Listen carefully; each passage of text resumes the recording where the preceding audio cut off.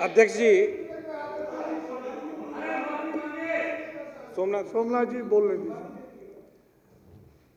इनको बड़ा दर्द है इनको कि भाई हमारी तमाम शिकायतों के बावजूद हर कदम पे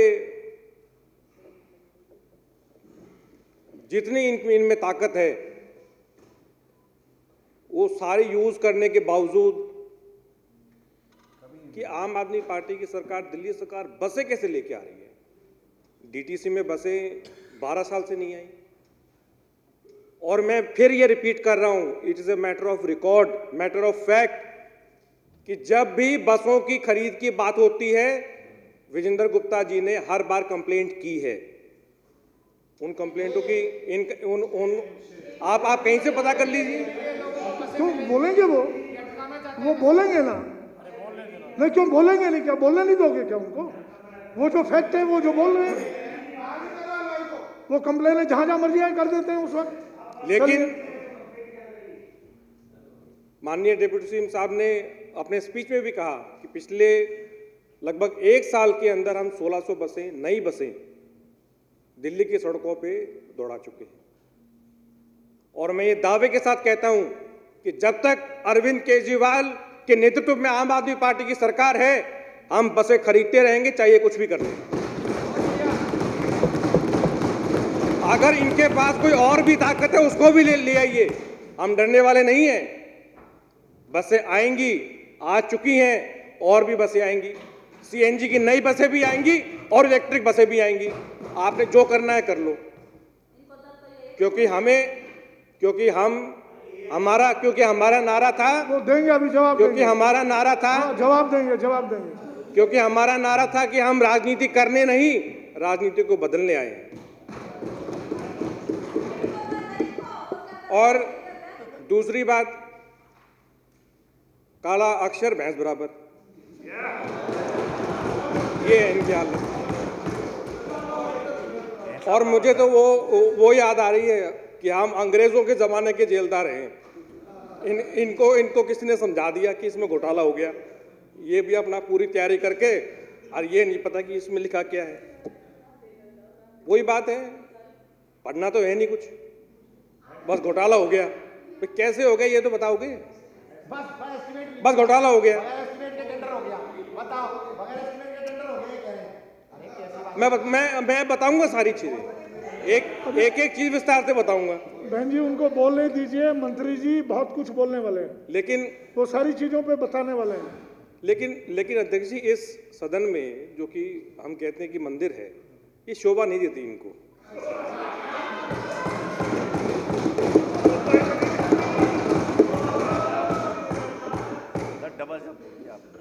और हम जिगरा रखते हैं कि इनके जो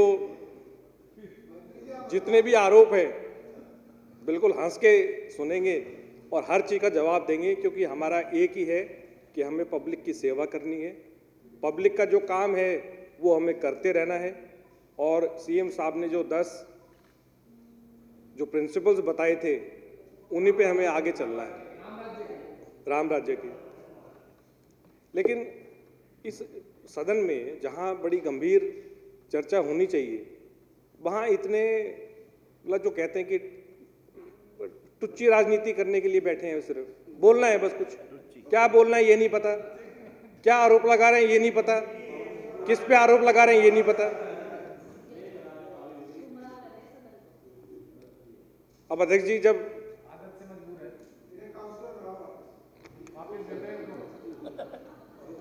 तो कुछ जो इंपॉर्टेंट डेट्स हैं वो मैं आपके समक्ष रख रहा हूं, ताकि क्योंकि जब इन्होंने इतनी बड़ी बात उठाई है तो फिर उसको स्पष्ट करना भी जरूरी है। 11 जुलाई 2019 में कैबिनेट डिसीजन हुआ कि डीटीसी 1000 बसें खरीदे।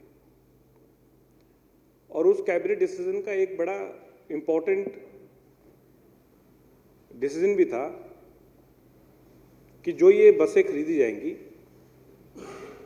इसमें इसके साथ साथ हर एक बस की एक कॉम्प्रिहेंसिव एनुअल मेंटेनेंस कॉन्ट्रैक्ट भी होगा, जिसको ये बार बार कह रहे हैं एएमसी। वारंटी भी बताऊंगा क्या होती है। ताकि कम से कम इनको समझ में आ जाए कि वारंटी और एनुअल मेंटेनेंस कॉन्ट्रैक्ट में डिफरेंस क्या है। और ये कैबिनेट डिसीजन है अध्यक्ष जी। इसका जो पैरा 3 है, कहता है DTC will invite bids for, अंग्रेजी में है अध्यक्ष जी। तो आज कैलाश जी बड़ा आनंद ले रहे हैं, परफेक्ट। आनंद का तो मौका इन्होंने दिया, आनंद का मौका इन्होंने दिया। और अंत में ये भी बताऊंगा मैं, ये हमने कहीं बताया नहीं कि कैसे हमने 225 करोड़ रुपए बचाए इसमें, ये भी बताऊंगा मैं।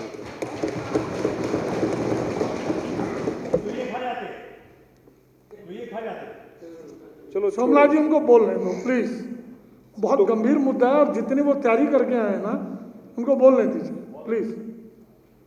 तैयारी तो करनी थी, हमें पता था ये होगा, तो पहले दिन से तैयारी कर रहे थे हम तो पैरा 3 कहता है अध्यक्ष जी, DTC will invite bids for comprehensive annual maintenance contract of these buses as per the provisions of GFR and in compliance of CVC guidelines through open competitive bids। मतलब कि इसका टेंडर किया जाएगा।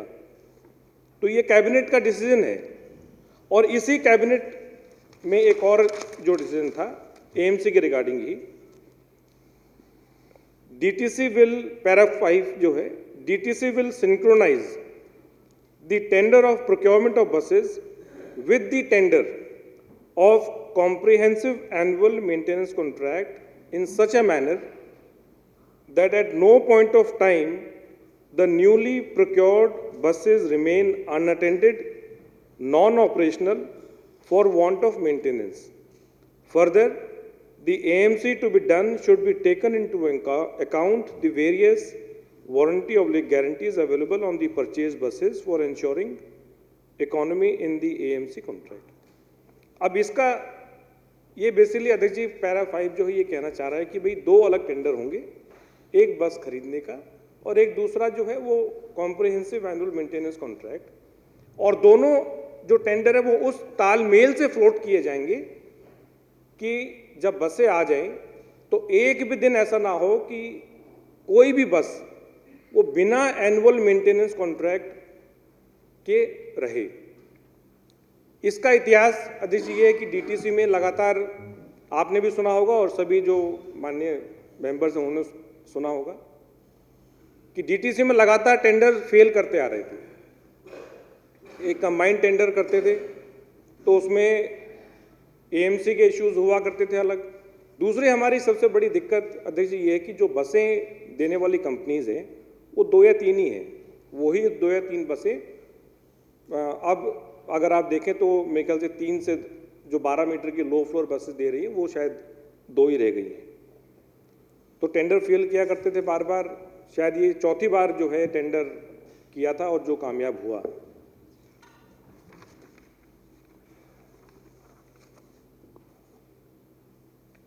तो 11 जुलाई 2019 को कैबिनेट डिसीजन हुआ। तो ये हमारी ऐसा नहीं कि कोई मेंबर है या मिनिस्टर है या कोई चेयरमैन है उसने सोचा कि मैं इसके 2 कर दूं 1 कर दूं, बाकायदा कैबिनेट का डिसीजन था और उस कैबिनेट डिसीजन के तहत ही हमने सारी जो है कार्रवाई की है। 20 मार्च 2020 में हमने टेंडर फ्लोट किया 1000 बसों का। 19 अगस्त 2020 में हमने एनुअल मेंटेनेंस कॉन्ट्रैक्ट का टेंडर फ्लोट किया। 6 अक्टूबर 2020 में हमने जो बसों की जो टेंडर थी उसकी प्राइस बिड्स खोली और L1 हमने सेलेक्ट किया। 14 अक्टूबर 2020 में हमने जो एएमसी की जो बिड्स हैं वो खोली।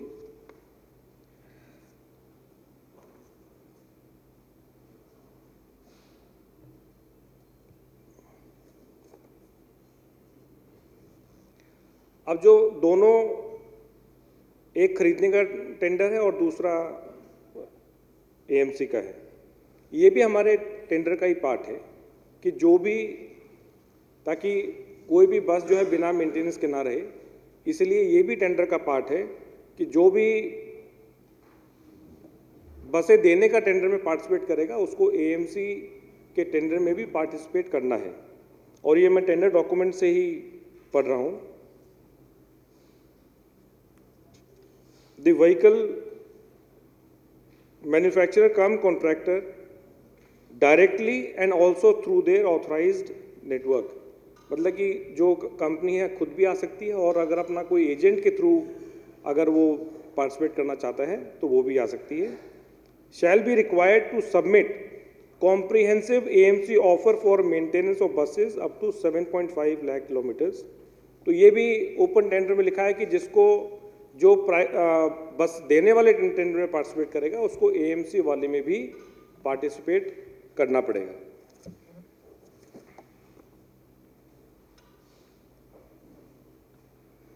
अब ये जो इन्होंने 2-3 चीजें कही, कहाँ गया है? पहला इन्होंने कहा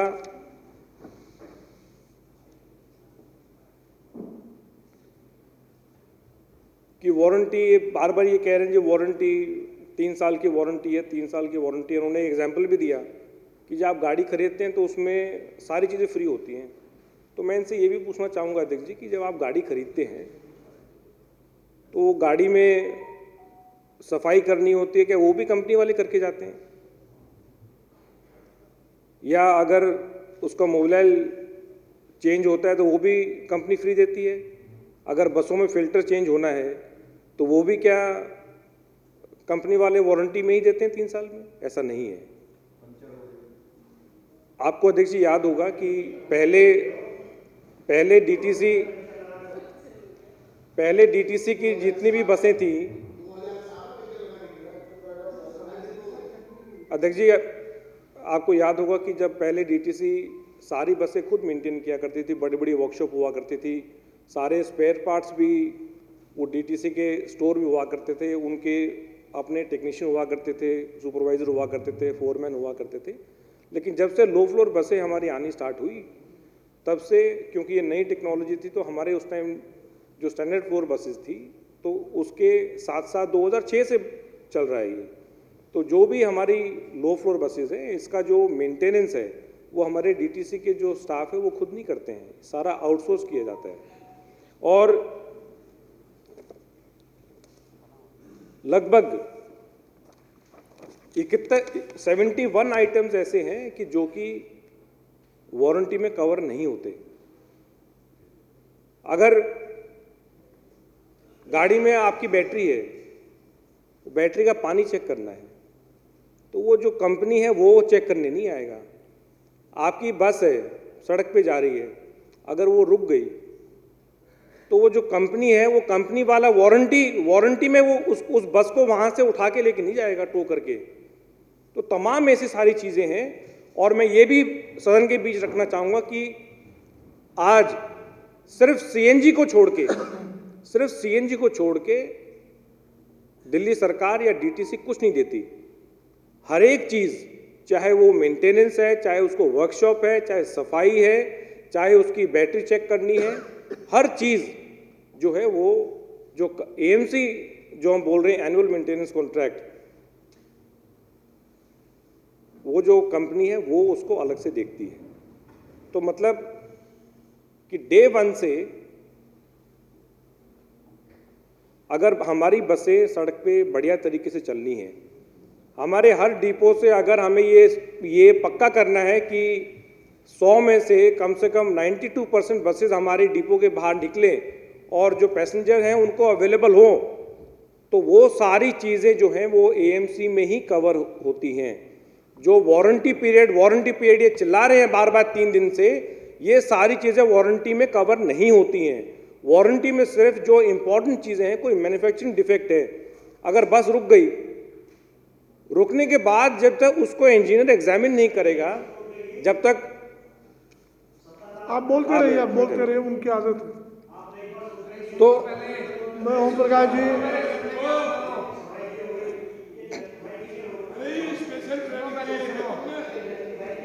मंत्री जी को अगर आपको नहीं लगता है तो आप लिख के भेज दीजिएगा, और कोई बात नहीं। तो ये बार बार जो कह रहे हैं कि जो वारंटी पीरियड में ये सारी चीज़ें वारंटी पीरियड में नहीं आती हैं। उसके बाद अब मैं कह रहा था कि हमने 225 करोड़ रुपए कैसे बचाया। एएमसी का L1 जो रेट आया अध्यक्ष जी, एएमसी का जो L1 रेट आया वो आया 48 रुपये 50 पैसे। उसके बाद हमने डीटीसी के अधिकारियों को दूसरा जो रेट आया वो आया 49 रुपीज़ 29 पैसा। हमने बार बार अधिकारियों को कहा कि भाई इसमें देखिए कि अगर, हालांकि जब ओपन टेंडर है और वो रेट आ रहे हैं तो ऐसा कोई मैंडेटरी या कंपल्शन नहीं है कि उनको फिर दोबारा पूछा जाए कि भाई क्या आप रेट कम करोगे।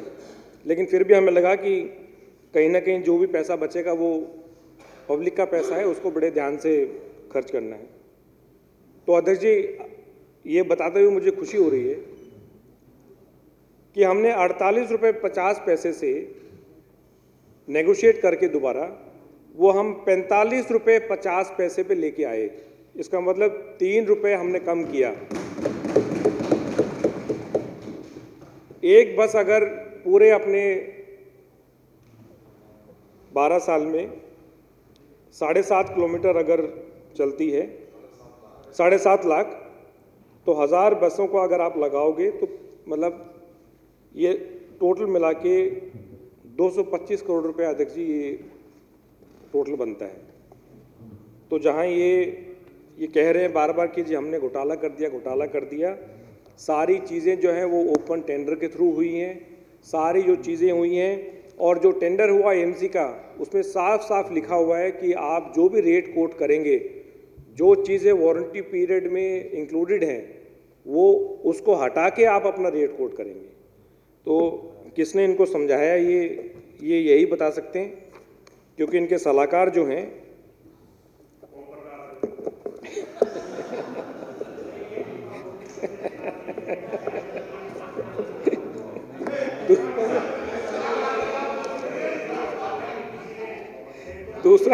दूसरी चीज़ इन्होंने कही कि जी कि डीटीसी की दूसरी चीज़ इन्होंने कही कि डीटीसी की बोर्ड मीटिंग में एक बार ऐसा हुआ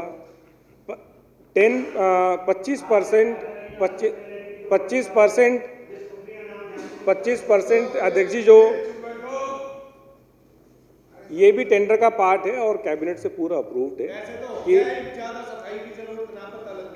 कि 25% हम उसको इंक्रीज कर सकते हैं।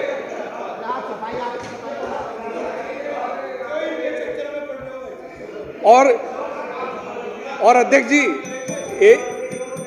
एक चीज और मैं कह रहा हूं कि जो आरोप लगा रहे हैं जिन्होंने किसानों को बेच दिया, जिन्होंने जवानों को बेच दिया, ये लोग आरोप लगा रहे हैं। पूरे भारत, पूरे देश के किसानों को जिन्होंने बेच खाया, जो इतने महीनों से जहां बॉर्डर पे बैठे हैं और वो किस गुरूर में है, ये लोग आरोप लगा रहे हैं।